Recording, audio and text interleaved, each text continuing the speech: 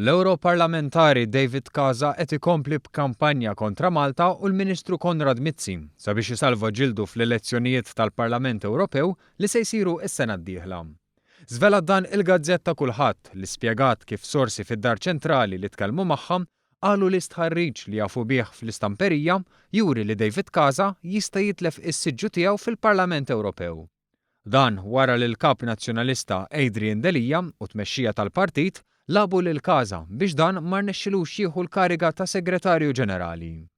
Fuq moħħ David Casa hemm il-kandidatura possibbli għall Parlament Ewropew tal-eks kap nazzjonalista Simon Busuttil li jekk jikkontesta huwa mistenni li jikseb l-akbar ammont ta' voti.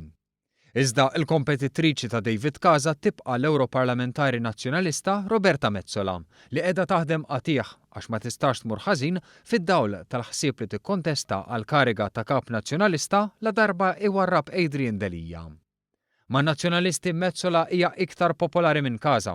Għaldaqstant, Casa qiegħed jagħmel sforz kbir billi juża t-tattika li Simon Busuttil uża qabel l-elezzjoni.